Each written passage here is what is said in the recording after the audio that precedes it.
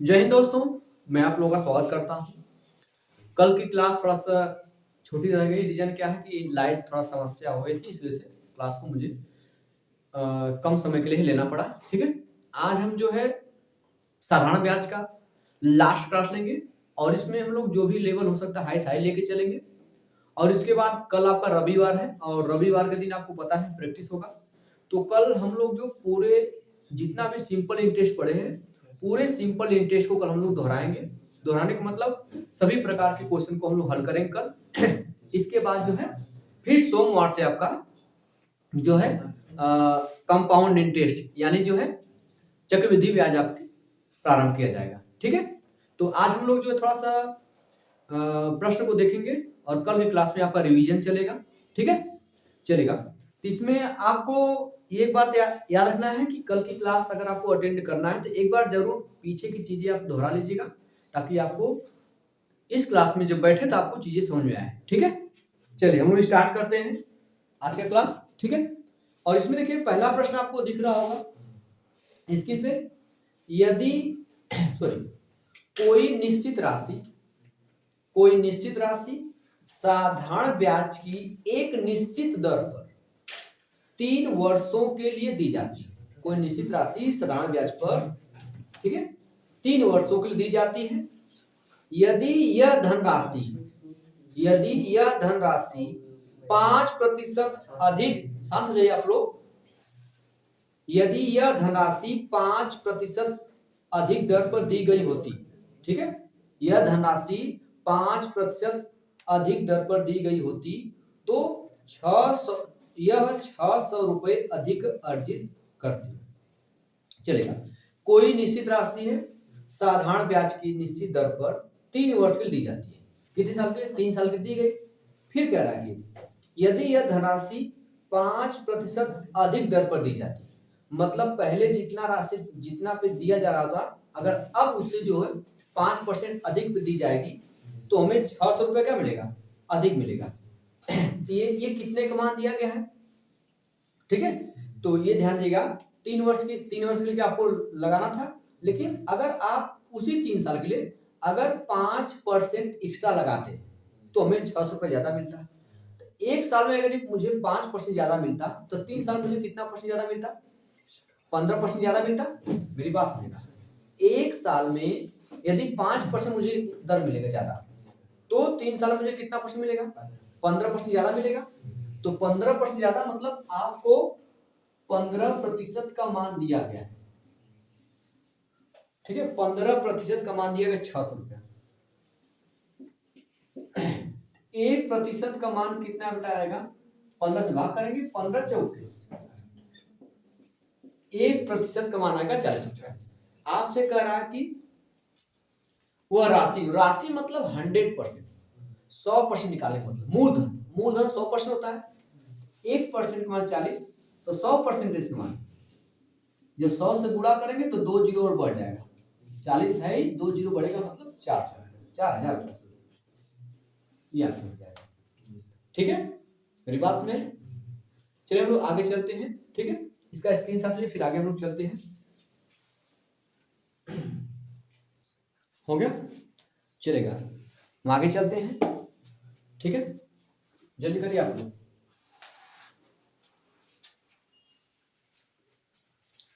आगे प्रश्न दिया गया बेटा आपका, कह रहा है कि एक व्यक्ति, ठीक है, एक व्यक्ति साधारण ब्याज पर 8% वार्षिक दर पर एक निश्चित राशि ऋण पर देता है। कोई व्यक्ति है एक निश्चित राशि 8% की दर पर किसी व्यक्ति को देता, मान लीजिए, ठीक, देता है, और 9 वर्ष में प्राप्त ब्याज, 9 वर्ष में उसे जो ब्याज प्राप्त हो रहा है, 9 वर्ष में प्राप्त ब्याज ऋण पर दी गई राशि से 560 रुपया कम है।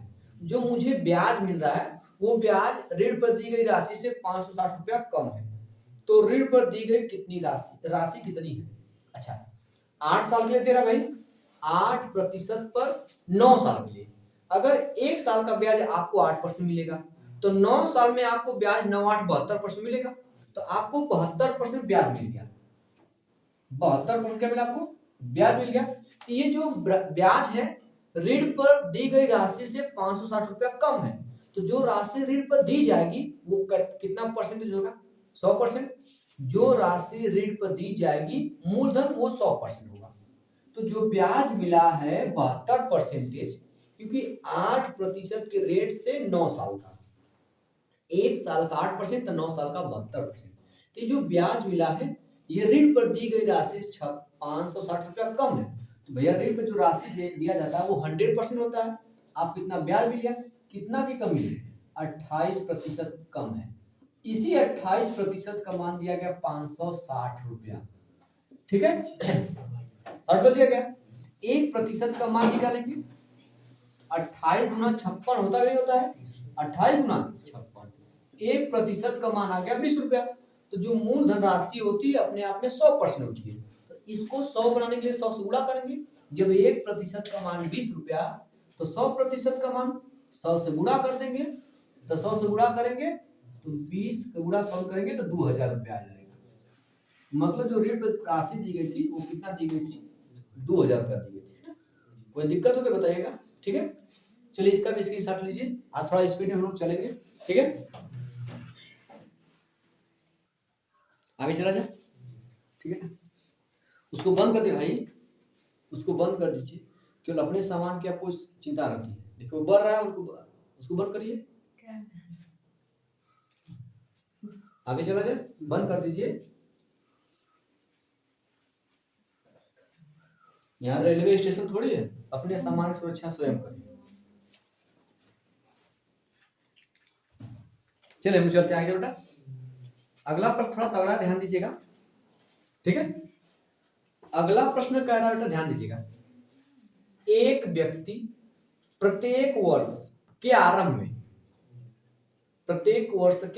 में एक निश्चित धनराशि निवेश करता। निवेश करने का मतलब जैसे किसी बैंक में जमा करा, मान लीजिए निवेश मतलब खर्च करता तो जमा करा, मान लीजिएगा प्रत्येक वर्ष के आरंभ में। जैसे मान लो 2025 चला है, 2025 में अगर वो निश्चित राशि जमा करेगा तो 2026 में भी उतनी राशि निवेश करेगा, फिर 2027 में भी उतनी राशि निवेश करेगा। मेरी बात सुनिए, ये कहने का मतलब है एक व्यक्ति प्रत्येक वर्ष के प्रारंभ में एक निश्चित धनराशि निवेश करता है। यदि साधारण ब्याज की दर 13% है, साधारण ब्याज की दर क्या है? 13% है, तो 3 वर्ष के अंत में,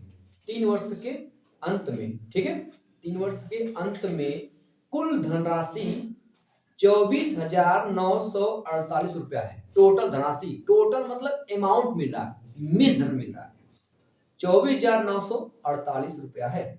उसके द्वारा प्रति वर्ष जमा की जाने वाली धनराशि बताइए। वो प्रत्येक साल कितना जमा करा था? मान लीजिए मैं 2025 को चल रहा हूँ, इससे 2025 आया, 2000 बेटा क्या आ गया? 2025 मान लीजिए उसने 100 रुपया जमा किया। सॉरी मेरी बात नहीं, हर साल वो सेम राशि जमा कर रहा है। ठीक बेटा, जमा करा। तो अब मानते हैं 2026 आएगा, तो 2026 का जब प्रारंभ होगा उसमें भी कितना जमा करेगा? वो 100 रुपये जमा करेगा। कहीं एक बार बार हो रहा है भाई, चलेगा। ठीक है, फिर 2027 साल बेटा कितना जाएगा? 2027 आएगा तब 100 रुपये जमा करेगा। मेरी बात सुने, प्रश्न क्या कहना चाह रहा, क्लियर हुआ? एक व्यक्ति प्रत्येक वर्ष के आरंभ में, जैसे 2025 आरंभ हुआ, 2026 आरंभ हुआ, 2027 में आगे तो नहीं लिखा, समझिएगा 2027, ठीक है, 2027 तो प्रारंभ में वो जमा कर रहा है निश्चित राशि। यदि साधारण ब्याज की दर 13% है, तो 3 वर्ष के अंत में, पहले साल, दूसरा साल, तीसरा साल, इसके अंत में कुल धनराशि 24,948 रुपया है। उसके द्वारा प्रति वर्ष जमा की जाने वाली राशि, मतलब बार बार कितना जमा कर रहा है। सबसे पहले बात समझिएगा, हम जब प्रत्येक वर्ष यहाँ पे जब पहुंचेंगे, लास्ट में यहाँ पे जब पहुंचेंगे, मान लीजिएगा थोड़ा समय इसको कम कर देना ताकि जगह बचेगा ना। ठीक बेटा, मान लीजिए देखना, पहले 2025 स्टार्ट को दिख रहा है बेटा, 2025 मान लीजिए वो 100 रुपये जमा करता है, फिर 2000 बेटा कितना आता है? 26 आएगा, तो वर्ष का प्रारंभ हुआ, फिर वो 100 रुपये जमा करेगा। ठीक बेटा, इसके बाद 2027 आएगा, तो फिर वो 100 रुपये जमा करेगा। अब 3 वर्ष के लास्ट में, 3 वर्ष के उसमें अंत में 24,948 रुपया उसे ब्याज मतलब कुल धनराशि मिलती है। अब बताइए, लेकिन ब्याज की दर 13% है, तो ये हम यहां जब पहुंचेंगे तो ये राशि केवल 1 साल के लिए यूज होगी ना बेटा, एक साल के लिए यूज होगी। लेकिन ये राशि कितने साल के लिए? 2 साल के लिए। जो सबसे पहले समय में जमा की हुई वो 3 साल की यूज होगा ना बेटा। आपको पता है ये राशि जो 100% 100 रुपए पे जो ब्याज मिलता है वही आपका ब्याज होता है 13%। तो उसका मतलब 13% मतलब क्या होगा? 13/100 ही तो होता है। 13% मतलब 13/100 हो जाएगा। 100 रुपए 13 रुपए ब्याज मिला, एक का साल में यूज हुआ है भैया, ये तो एक ही साल में ना, तो इसका एक साल का ब्याज कितना होगा? 13 रुपया। लेकिन ये वाली राशि जो यूज होगी मतलब प्रयोग में लाई गई होगी 2 साल के लिए, तो एक साल पे ब्याज में कितना मिलेगा? 13 रुपया। तो 2 साल यूज हुआ, ब्याज कितना मिलेगा? इस वाले राशि पे हमें 26 रुपया ब्याज मिलेगा। मेरी बात बेटा समझ? लेकिन इस राशि पे कितना ब्याज मिलेगा? क्योंकि 3 साल के लिए यूज होगा, पहला साल, दूसरा साल, तीसरा साल, 3 वर्ष के अंत मिल रहा है ना, इसलिए ये राशि इस पर ब्याज मिलेगा 39 रुपया। मेरी बात सबको समझ में आई कि नहीं? इसमें 13% मतलब 100 पे भैया 13 रुपया सीधे मिल रहा है, इसलिए मैं 100 इसको माना हूं। कुल ब्याज कितना मिला? 9 6 15 3 18 और 3 2 5 1 6 1 7, टोटल ब्याज मिला 78 रुपया। लास्ट में 3 वर्ष के बाद उसे 24,948 रुपया मिल रहा है, तो लास्ट में जब मिलता है तो आपको मिश्र धन मिलता है। तो ये मूलधन जमा हो गया, ये भी मूलधन, ये भी मूलधन, 100 रुपया ये, 100 रुपया ये, 100 रुपया, 30 रुपये हो गया, ये तो जमा हो गया। अब ब्याज मिला 78 रुपया, कुल कितना जमा होगा? 378 रुपया जमा हुआ नहीं बेटा, ये मिल गया उसे, उसका 378 रुपया बन गया। जबकि वास्तव में बन कितना रहा है? 24,900, ये टोटल रुपया बच रहा बन रहा है। ये किसका मान दिया गया? इसी 78 का मान दिया गया। मेरी बात समझ में आई कि नहीं? इसमें तो हर साल वो कितना यूनिट निवेश कर रहा है? 100 रुपया। आपको 100 यूनिट का मान निकालना, कितने मान निकालना? या तो आप क्या करिए, इससे काट करके आंसर लाइए, नहीं तो अब देखिए यहाँ पे इकाई एक मिलाना पड़ेगा क्या आपका, क्योंकि समस्या है इकाई। देखिए विकल्प आपका दिया गया, पहला विकल्प आपका दिया गया 6400, दूसरा विकल्प आपका बेटा 6600 दिया गया, तीसरा विकल्प का कितना दिया गया? 6200, चौथा विकल्प आपका ये विकल्प दिया गया है सबका। देखिए लास्ट में डबल जीरो है, ये वाला जो डबल जीरो आएगा क्योंकि इसका गुणा करेंगे, इसमें किसी भी नंबर में आप 100 से गुणा करेंगे तो 2 जीरो बढ़ेगा या 2 जीरो आएगा, तो 2 जीरो तो मिलने वाला है। सारे के सारे ऑप्शन में 2 जीरो है, लेकिन अब इस समय 8 में कितना से गुणा करे कि 8 आ जाए? एक तो नंबर 1 है, 8 में यदि आप 1 से गुणा करेंगे तभी 8 आएगा, लेकिन 1 से गुणा करेंगे तो 1 इसमें है नहीं कहीं पे। अब दूसरा कौन नंबर है कि हम 8 में गुणा करें तो 8 ही आ जाए लास्ट में, 6 8 48, 6 एक ऐसा नंबर है 8 में गुणा करेंगे तो लास्ट में 8 आएगा, 6 8 48, 48 में 8 आता है मतलब 8 बनेगा। लास्ट में क्या होना चाहिए? सॉरी हम 6 से गुणा कर बेटा ना तो 6 होगा, क्या बेटा होना चाहिए? 6 होना चाहिए, मतलब लास्ट में कितना होना चाहिए? 600। अब देख ले किस ऑप्शन में लास्ट में 600, सेकंड वाले ऑप्शन लास्ट में 600 है, तो इससे काटेंगे आपका देखेंगे 66 बार में कटेगा, कितना बार में कटे बेटा? 66 बार में, तो 66 हो जाएगा, ए डबल जीरो 66। मेरी बात समझ में आई कि नहीं बेटा? बोलिए आप बेटा, कोई दिक्कत तो नहीं है बच्ची? ठीक है, आप समझ आया? चलेगा, कोई दिक्कत नोट कर लीजिए आप।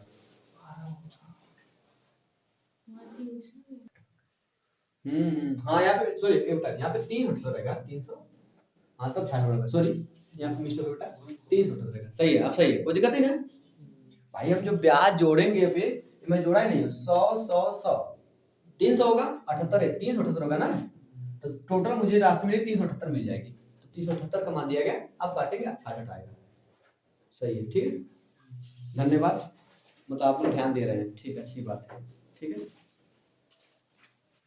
आगे चला जाए, चलेगा, कोई दिक्कत है, वहां पर थोड़ा 300 रहेगा, वो 78 ये 100 100 300 378 हो जाएगा, ठीक है, चलेगा, आगे चल भाई, चलेगा, इसको इरेज करते हैं।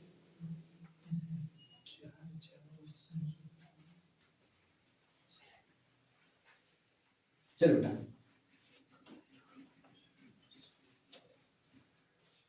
आगे हम चलते हैं। अगला सॉरी सॉरी आपको अगला प्रश्न स्क्रीन पे दिख रहा होगा। एक व्यक्ति ने ब्याज की समान दर पर 3 साल के लिए 500 रुपया, 3 साल के लिए 500 रुपया कमा, 5 साल के लिए 650 रुपया और 7 साल के लिए 1250, मतलब 1250 रुपया जमा किया। उसे कुल 1620 रुपए साधारण ब्याज के रूप में प्राप्त हुए। वार्षिक ब्याज की दर निकालना है। तो वार्षिक ब्याज की दर, आपको ब्याज दर सेम है, आपको पता है सिंपल इंटरेस्ट बराबर, मतलब साधारण ब्याज बराबर पी आर प्रतिशत, फिर आपका टाइम होता है। शुरुआत में ही कह दिया गया है एक व्यक्ति ने ब्याज की समान दर पर, जिसके बारे में समान दर उसको हटा दीजिए, इसका मतलब कि सिंपल इंटरेस्ट जो हो जाएगा वो क्या होगा, अनुक्रमानुपाती किसके होगा, पी और टी के, प्रिंसिपल और किसके, थोड़ा बड़ा लिखो समझ चले जाएगा, पी और टी के होगा बेटा, पी गुण टी हो जाएगा। मेरी बात समझ आ रहा है, नहीं समझ आ रहा है, ठीक है। अब इसके बाद बेटा तो कह रहा है कि लास्ट में से जो साधारण ब्याज मिला टोटल 1620 रुपया मिल रहा है, तो साधारण ब्याज का अनुपात निकालिए। तो पहली राशि जो है पी क्या कर रहा है, पहली राशि जो है वो 500 रुपया है, 500 रुपया है, कितने समय के लिए लगाएंगे भाई, कितने समय के लिए लगाएंगे, 500 रुपया 3 वर्ष के लिए लगाएंगे। फिर दूसरी राशि जो है वो आपका है 5 साल के लिए 650 रुपया है, तो दूसरी राशि जो है वो 650 रुपया कितने साल के लिए बेटा, 5 साल के लिए। और तीसरी राशि 1250 है, वो राशि लगाएंगे 7 साल के लिए, तो 1250 राशि है, 1250 7 साल के लिए। तो ये आपका किसका अनुपात है, क्योंकि पी और टी का गुणा करेंगे तो ये SI मिलेगा, इनके बीच जब अनुपात निकालेंगे तो ये अनुपात हो जाएगा SI का, सिंपल इंटरेस्ट का अनुपात होगा पी और टी का। सबसे पहले देखिए ये राशि, यहाँ से एक चीज है, यहाँ से ये अलग है, यहाँ से ये अलग है, तो इसमें के 1 0, इसमें के 1 0, इसमें के 1 0 कैंसिल, ठीक है। अब 5 से काट दीजिए, इसमें 5 से काटेंगे आपका आएगा 10, आएगा 10, इसमें 5 से काटेंगे 5 कैंसिल, इसमें 5 से काटेंगे तो 125 को काटेंगे 5 से तो 25 आ जाएगा। अभी ध्यान देंगे इसमें 5 यहाँ पर है, 5 से भी कटेगा, 5 से भी कटेगा, 5 से काटेंगे 5 गुना के ये 65 है, 5 से काटेंगे आपका 13, 13 5 65, इसको 5 से काटेंगे 5 आएगा। अब मिला लीजिएगा, यहाँ पे 3 गुना के 6 रेशियो, यहाँ पे 13 हो गया, फिर रेशियो 5 7 35, ये सिंपल इंटरेस्ट का अनुपात हो गया। पहले पर ब्याज हमें 6 यूनिट मिला होगा, दूसरे पर ब्याज हमें 3 यूनिट का मिला होगा, तीसरे पर तो 13 का, और तीसरे पर मुझे ब्याज 35 यूनिट मिला होगा, और टोटल ब्याज जोड़ेंगे तो 5 3 8 8 6 14 हो जाए बेटा ये, और 3 1 4 4 1 5, टोटल ब्याज मिला 54 यूनिट, जबकि ब्याज आपको मिला कितना बेटा, 1620 रुपया ब्याज मिला, 1620 रुपया ब्याज मिला है, कितने पर, 54 पर, या 54 रुपया ब्याज मिला है, 54 यूनिट ब्याज कर दीजिए, कोई दिक्कत नहीं है, 1620 के बराबर हो जाएगा। जब 54 डायरेक्ट भाग देंगे तो 1 यूनिट कमाना आएगा, जबकि किसी पर ब्याज दर 70 से, चाहे यहां से चाहे यहां से चाहे यहां से लगा लीजिए, तो मैं यहां से निकाला 6 कमाना, मेरी बात समझ रहा है, 1620 रुपया ब्याज मिला, जबकि ब्याज मिला कितना 54 से भाग देंगे तो 1 यूनिट कमाना आएगा, ठीक है। तो 54 से काट बेटा कितना आएगा, देखिए 54 का लिखो तिगुना है, 54 दूना 108, 108 फिर 54 जोड़ेंगे तो 162 आएगा, ये 3 गुना कितना बेटा, 3 गुना है, ये 3 0, ये 30 ब्याज मिला, 30 यूनिट बेटा, 30 रुपये ब्याज मिला, कितने साल में, ये कितना, 3 साल के लिए, 3 साल ब्याज कितना, मेरी बात पर समझ रहा है, 3 साल ब्याज मिला आपका। तो आपको यहाँ पे देख बेटा 6 यूनिट का मान निकालना है बेटा, क्योंकि 1 यूनिट का मान 30 रुपया आएगा, तो ब्याज कितना मिला है, 6 यूनिट मिला है। या तो ऐसे भी आप कर सकते हैं कि 1 साल में ये ब्याज जो 6 यूनिट मिला कितने साल मिला है, 3 मिला बेटा, जब 6 यूनिट ब्याज आपको 3 साल मिला है, 1 यूनिट ब्याज कितने साल मिलेगा? 1 यूनिट ब्याज कितने साल मिलेगा भाई? 3 अच्छा 2 यूनिट मिलेगा। तो यहाँ से 2 यूनिट का मान निकालना पड़ेगा कि 1 साल में ब्याज कितना मिला है। 3 साल में ब्याज 6 यूनिट, 1 साल में ब्याज 2 यूनिट। 1 यूनिट का मान 30 रुपया, तो 2 यूनिट का मान 60 रुपया आएगा। आपको 60 रुपया ब्याज मिला किस राशि पर? 500 रुपया। कितना होगा? 500। तो नीचे 100 बना ही है, इसको 100 से गुणा करके परसेंटेज बदल लीजिए। ये 0000 कैंसिल, 5 से 60 में भागेंगे 12 आएगा। मतलब ब्याज की दर क्या रहेगी? 12%। मेरी बात सुनिए, थोड़ा सा कैलकुलेटिव था, एक प्रश्न आपको मिलेंगे जिसमें कैलकुलेशन आपको करना पड़ेगा। ठीक है, यहाँ तक तो अनुपात कोई दिक्कत नहीं होगा। ये टोटल जोड़ेंगे, टोटल सारा ब्याज आएगा 54 आएगा। इसी का मान देंगे 1620, 54 से भागेंगे तो 1 यूनिट का मान आएगा। ये शो कर रहा है कि 6 यूनिट ब्याज मिलेगा मुझे 3 साल में। 6 यूनिट मुझे ब्याज मिलेगा 3 साल में। 1 यूनिट जो एक साल में कितना ब्याज मिलेगा? 2 यूनिट। 1 यूनिट का मान है 30 रुपया, तो 2 यूनिट का मान है 60 रुपया। ये 60 रुपया ब्याज मिला किस पर आएगा? 500 पर। इसमें परसेंटेज बदलने के लिए मैंने 100 से गुणा किया, ये 0000 कैंसिल हो जाएगा। 5 से भागेंगे 60 में 12% आएगा। तो ब्याज की दर क्या रहेगी? 12%, क्योंकि हर साल की ब्याज सेम है। क्लियर हुआ? ठीक है, आगे चला जाए भाई, हो गया? चलेगा, इसको इरेज करें हम लोग।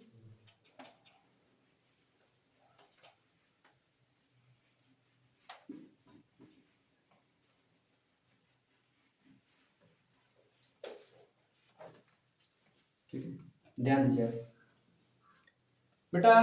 अगला प्रश्न आपको देखिए स्क्रीन पे दिख रहा होगा। एक व्यक्ति प्रत्येक वर्ष के आरंभ में 4 वर्ष तक, कितने वर्ष तक? 4 वर्ष। एक व्यक्ति प्रत्येक वर्ष के आरंभ में 4 वर्ष तक एक राशि जमा करता है, एक निश्चित राशि जमा करता है। 4 वर्ष के बाद 12,600 रुपए उसके खाते में हो जाते हैं। मतलब उसके खाते में कितना हो गया बेटा? कुल मिलाकर 20 जनो बेटा 12,600 रुपए हो जाते हैं। ब्याज की दर 12.5%। ब्याज की दर क्या? 12.5% है। तो प्रत्येक वर्ष व्यक्ति द्वारा जमा की गई धनराशि ज्ञात कीजिए। मतलब प्रत्येक साल वो कितना राशि जमा करा था। सेम इसी प्रकार का भी सवाल बताया गया।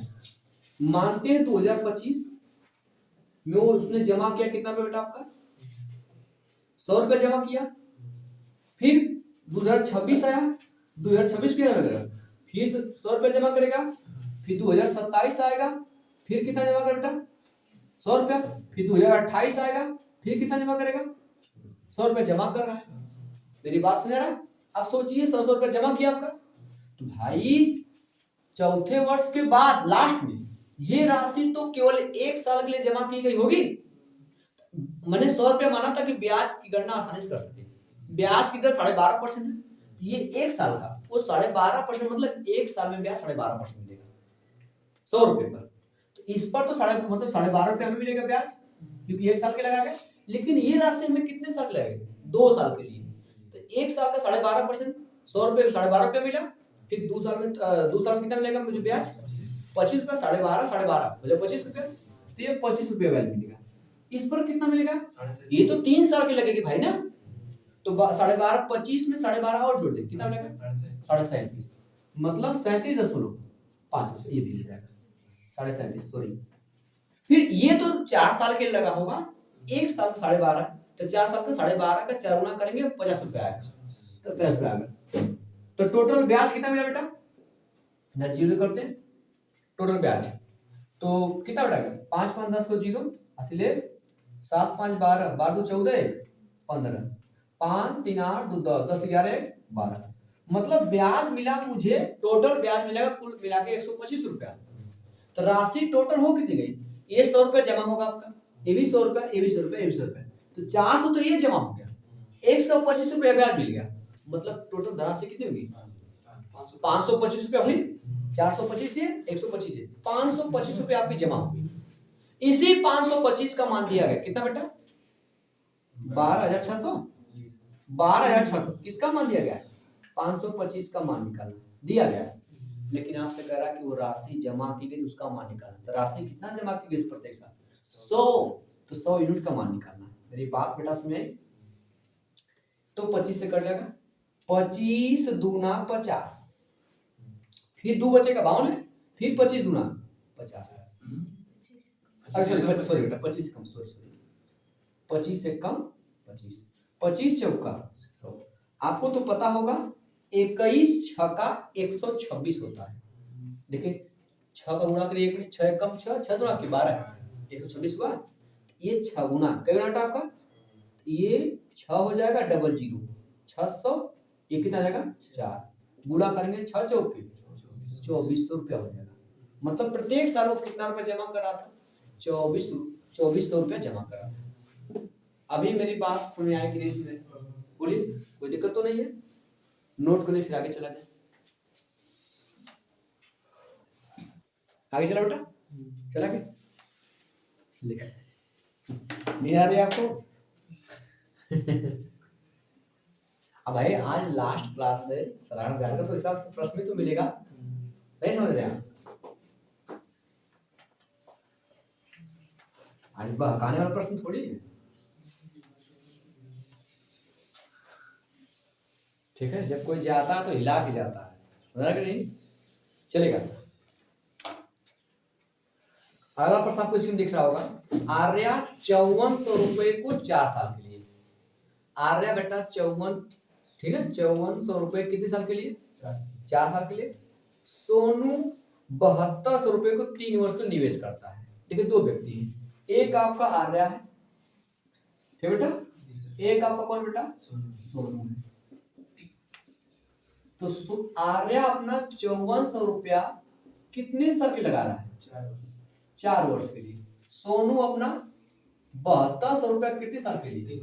3 वर्ष के लिए। भाई गुणा करना पड़ेगा क्योंकि पीटी होता है ना, पी और टी, पी ये हो गया प्रिंसिपल, ये हो गया टाइम, हो गया मूलधन गुणे समय होता है ना, मूलधन गुणे समय लिखिए, वही चीज लिखा। आगे चलिए, यदि दोनों का साधारण ब्याज, तो दोनों का जो साधारण ब्याज है वो 6912 रुपया होता है। दोनों का जो कुल ब्याज है वो 6912 रुपया है। चलिए ठीक है। और दोनों की दर का अनुपात 3:5 है, ठीक है? दोनों की दर ऊपर दिख रहा है, चलेगा। दोनों की जो दर का अनुपात है वो 3:5 है, ठीक है? अच्छा सॉरी, दोनों की दर का अनुपात 3:5 है, ये मेरी गलती है, चलो कोई दिक्कत नहीं है। दोनों की दर का अनुपात 3:5 है, तो आप दर को मान लीजिए 3:5, मान लीजिए दर है 3% और कितना है 5%, मान भैया। इसको नीचे लिखे, जगह कम पड़ जाएगा, चलिए कोई दिक्कत नहीं, थोड़ा और ऊपर लिखते हैं। दर दिया है, ऊपर दिख रहा है, चलेगा। दर का अनुपात दिया गया है 3:5। आप दर मान लीजिए, इसका 3% मान लीजिए, इसका क्या मान लीजिए आप 5%। मेरी बात समझ आई? मान लीजिएगा ये 3% 5%। तो आर्या कितने परसेंट लगा बेटा?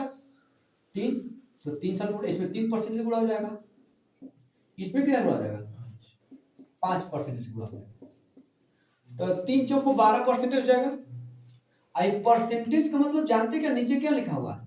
इसका मतलब ये होता है, अगर बेटा नहीं समझिएगा, ये 4 साल के लिए लगाया गया है 3% रेट, 3% बटा 100 करेंगे, तो ये 0000 काट दीजिए, इसमें भी 00 क्या रहेगा? अब गुणा कर, 3 चौके 12 गुणा करें, 12 चौक 48 और 12 पंजे 60, 60 4, यहाँ से 684 रुपये 48 रुपये ब्याज मिला, यहाँ से 5 दिया, पूरा करना भाई, 5 दिया 15, 15 दुना के हंस का है भाई 30, 30 हो जाते 30, ठीक है? हमसे भी गलती कभी नहीं हो जाती है। 5 15 30 हो गया, फिर 15 सते 105, 105 और 3 बचा भाई, कितना 108। टोटल ब्याज जोड़ते बेटा कितना है? टोटल जोड़ते कितना ब्याज होगा? कितना ब्याज बेटा? यहाँ 8 हो जाएगा, यहाँ पे 8 4 12 हो जाएगा बेटा, यहाँ कितना हो जाएगा 6 1 7 और 1 1728 रुपये ब्याज मिला। जबकि ब्याज मिला कितना है, देखिए दिया क्या ब्याज 6912। ये बेटा ध्यान दिया करें, कहीं ना कहीं इसका कटेगा जरूर। देखिए क्या गुना हो रहा है भाई, 8 है, 8 से मुझे 12 बनाना है, 2 बनाना है, 8 में कैसे गुणा करेंगे 2 बनेगा? बोले भाई, आप तो लगता है कोमा में से सो के उठे हैं, क्या एकदम चुपचाप बैठे हुए हैं। 4 से गुणा। अरे वो नहीं, मैं जो बात कर रहा हूँ उसका जवाब दीजिए आप। देखिए अगर 4 का गुणा करेंगे हो जाएगा 4 8 32, 4 गुना के 8 यानी 11, हासिले 4 से 28 से 29, 4 कम 4 2 मिला। मतलब कि जो ब्याज है, मतलब अभी देखिए ब्याज ये इतना था मैंने माना है, लेकिन ब्याज कै गुना हो गया? ब्याज कितना गुना हो रहा है? 4 गुना हो रहा है। आपको पता है कि सिंपल इंटरेस्ट प्रोपोर्शनल के मतलब अनुपाती दर क्या होता है? मैंने आपको शुरू में बताया था कि जिस अनुपात में आपका ब्याज बढ़ेगा उसी अनुपात में क्या बढ़ेगा? रेट बढ़ेगा। तो ब्याज अगर 4 गुना हो रहा है तो सिंपल इंटरेस्ट भी क्या होगा? तो आर्या का 3% है, तो 3% है, ये भी क्या गुना हो जाएगा? 4 गुना हो जाएगा, कितना हो जाएगा? 12%। आर्या ने अपनी जो राशि लगाई थी वो 12% लगाई थी। मेरी बात समझ में आई कि नहीं समझ आई? बोलिए, कोई दिक्कत तो नहीं है? चलिए नोट करिए। चलिए दोस्तों, चलिए हम लोग आज के लिए इतना रख देते हैं, और हम लोग जो है कल रविवार है तो रविवार के दिन आपका जो प्रैक्टिस चलेगा। जितना भी हम लोग क्वेश्चन पढ़े हैं 8 9 10वां क्लास में, लास्ट 10 क्लास में समाप्त हुआ। मैंने पहले कहा 8 10 क्लास में समाप्त हो जाएगा। तो 10 क्लास में जितनी भी चीजें मैंने पढ़े एक बार रिवाइज कर लीजिएगा।